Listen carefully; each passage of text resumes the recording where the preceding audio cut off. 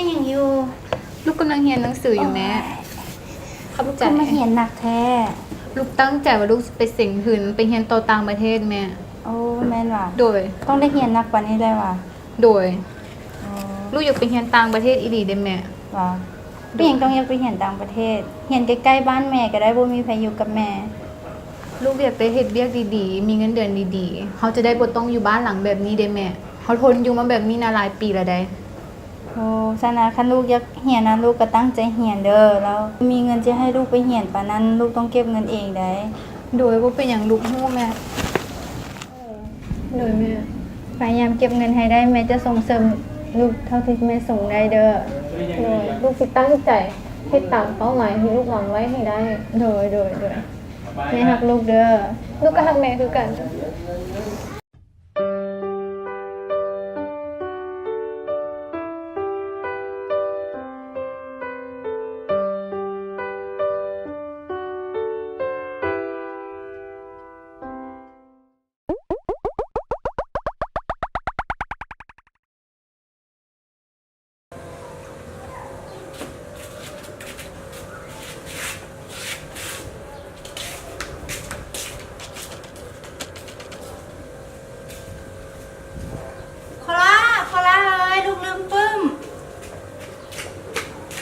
โดยแม่ขอบใจแม่โดยพยายามไปโรงเรียนโดยบ๊ายบาย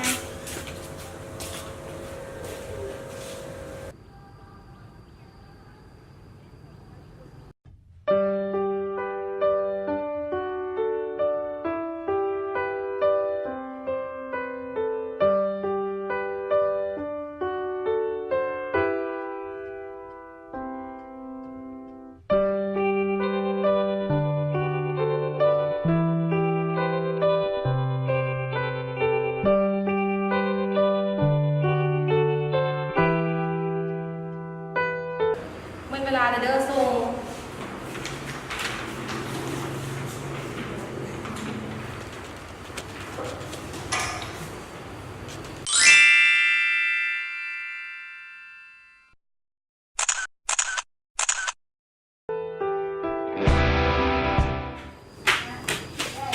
แม่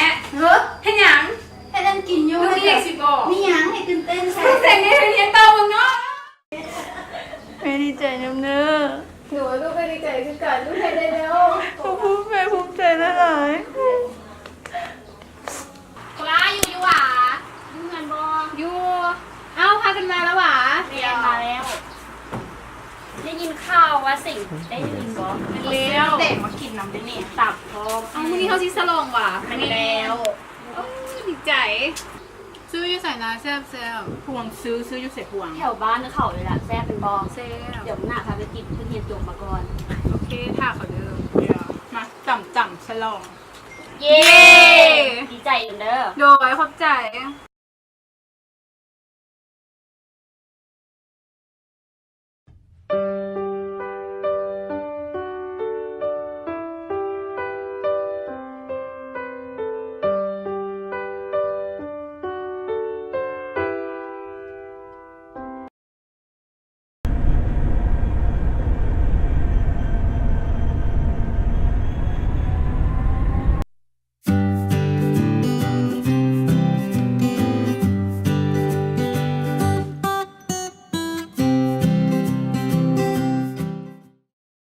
แม่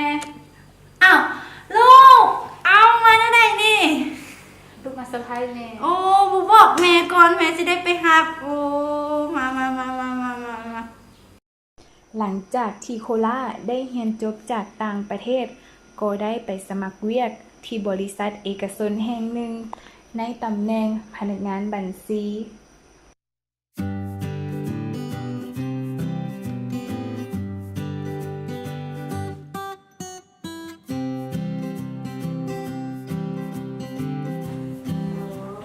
โอเคสนะอาทิตย์หน้ามาเริ่มเรียกกันเลยเด้อ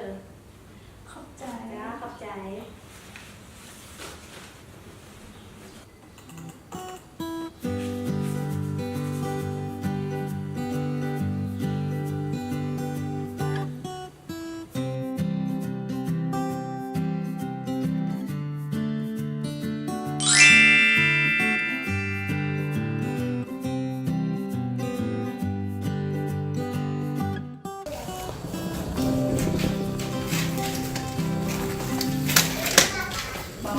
ม่เร็วแล้วหวา โอ้ยให้แม่เปลี่ยนเครื่องนี่สิพาแม่ไปใส่เนี่ย มื้อนี้วันแม่ลูกว่าสิพาแม่ไปเที่ยวเดี๋ยวลูก เที่ยวใส่ ลูกเก็บกระเป๋าแล้วน่า ไปหลายแท้ น่าแป๊ะ เขาสิขี่รถยังไป มื้อนี้แม่งามเลย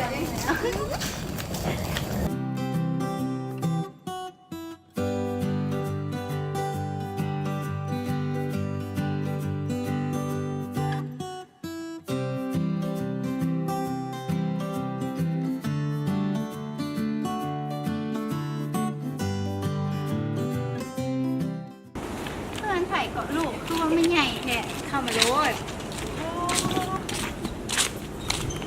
รถไผ่งามใช่ปะนี่ เดี๋ยวแม่ฮู้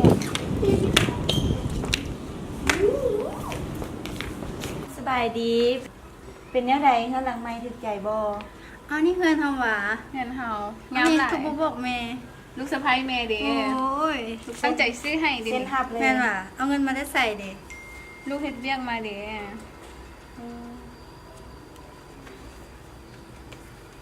มีรถพร้อม รถก็คงของอันนี้ ของเฮาเบิดนี่แหละแม่ โอ้ย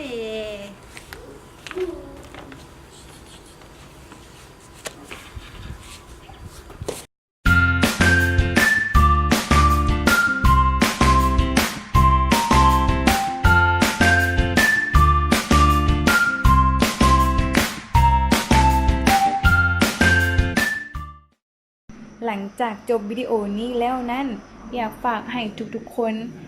ตั้งเป้าหมายในชีวิตให้กับตัวเอง และหันมาใส่ใจเกี่ยวกับการเก็บ การออม การทอนเงิน เพื่ออนาคตข้างหน้า ขอขอบใจ